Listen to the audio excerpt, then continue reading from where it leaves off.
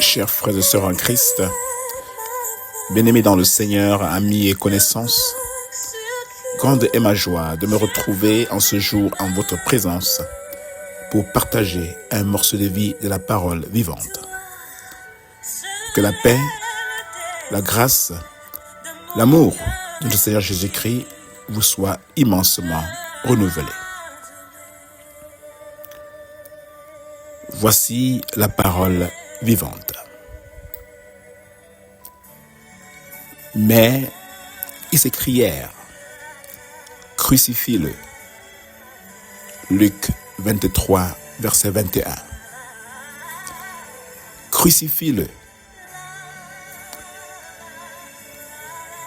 Quel mal a-t-il fait? Tel est le titre de notre méditation du jour.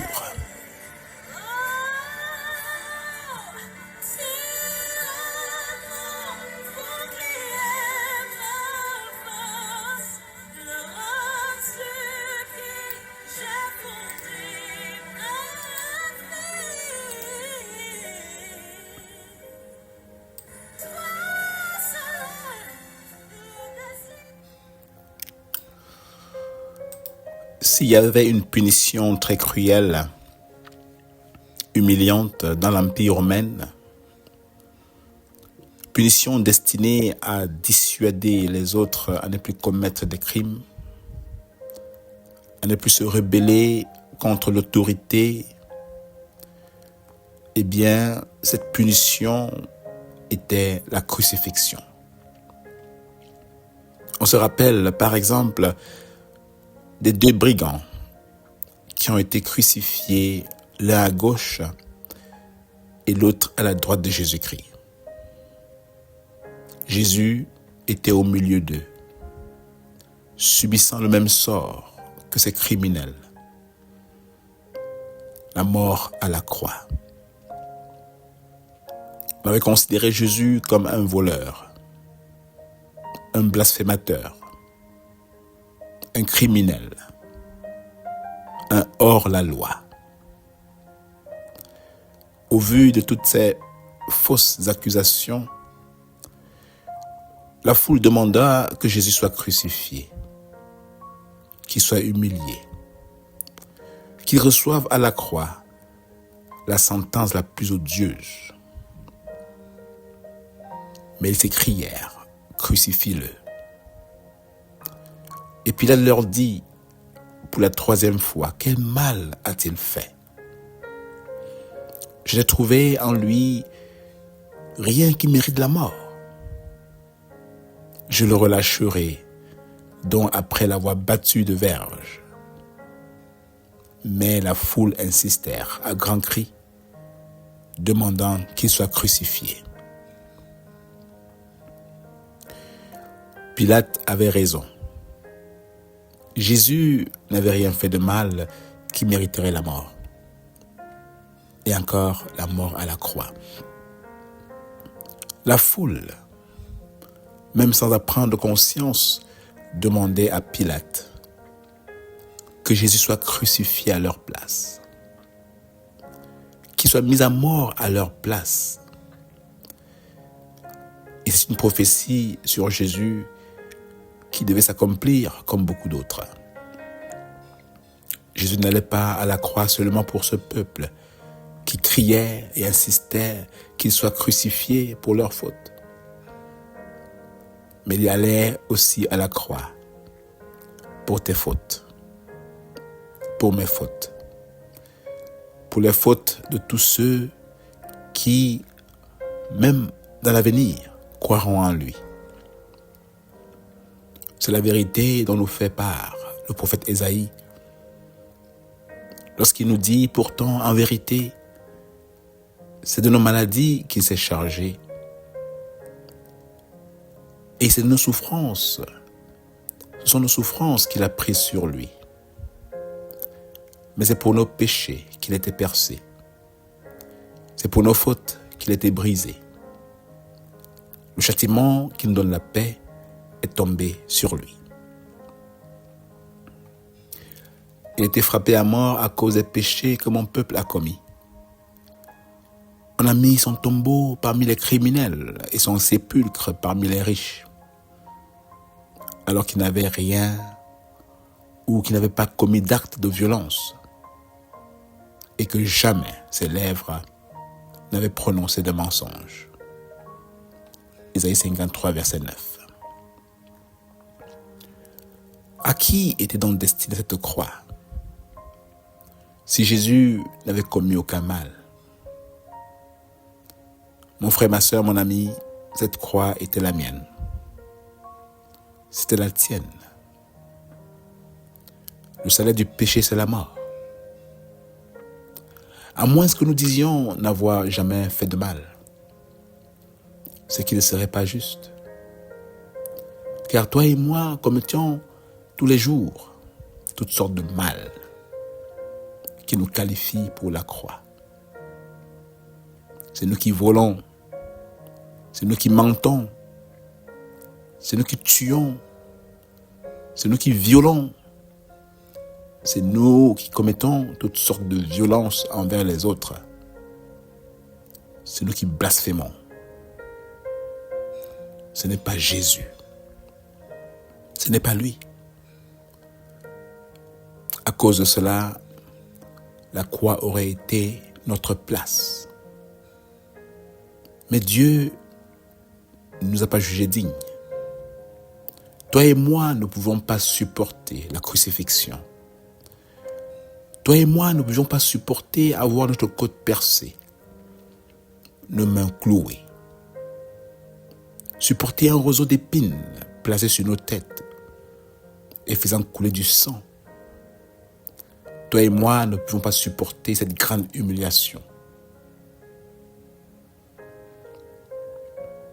Même seulement à y penser, cette mort à la croix est effrayante.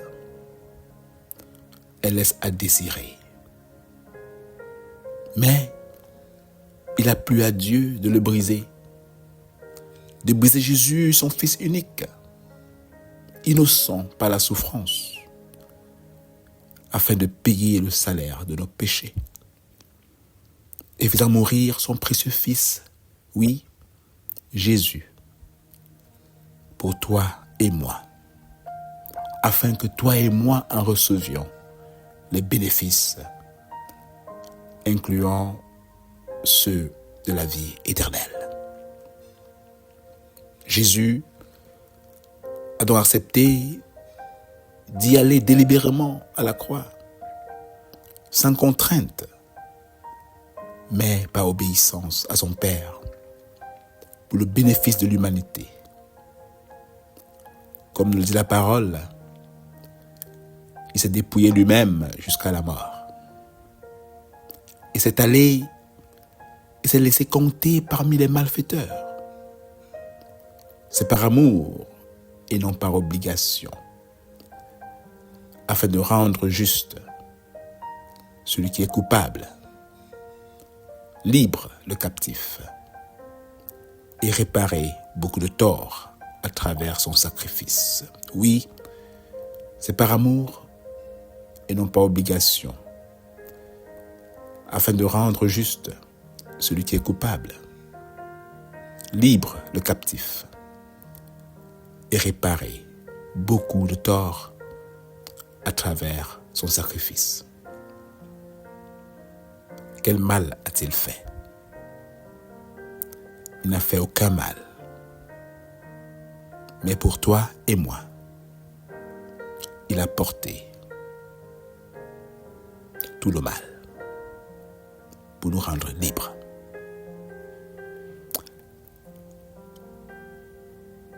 Venons donc, revenons donc sur nos pas pour lui dire merci d'avoir pris notre place à la croix. Prions. Et après cette prière, je nous laisse avec un morceau spécial.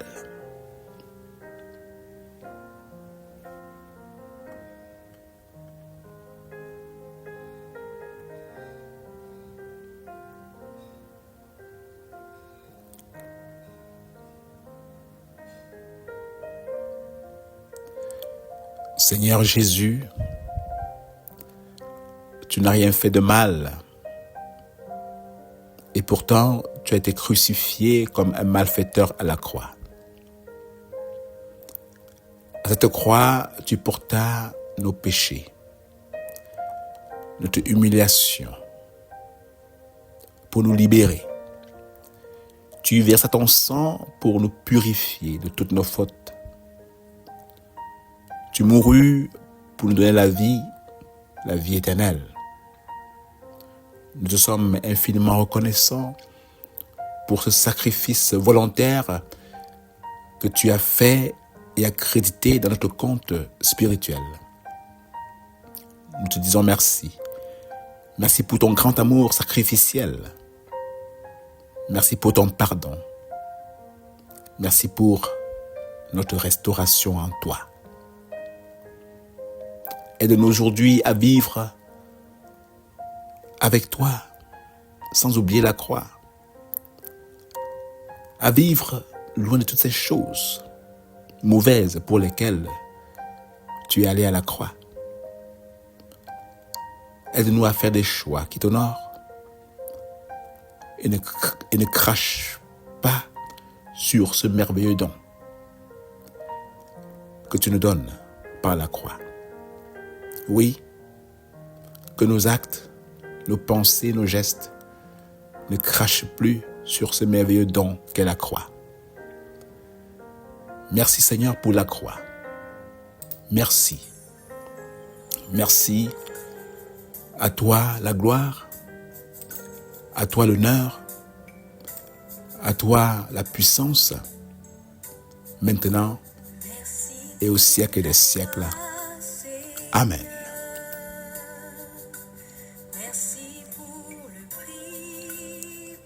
Sois béni mon frère, sois béni ma sœur et passe le mot afin que d'autres aussi puissent reconnaître cette œuvre sacrificielle que Jésus-Christ a fait pour leur compte afin de leur donner la liberté, la vie, la paix, la guérison à travers cette croix. Passe le mot et sauve une âme. Passe le mot et contribue pour ta part à l'avancement de l'œuvre de l'Éternel à travers la propagation de sa parole. Sois béni. Bonne journée et une prochaine édition de la parole vivante.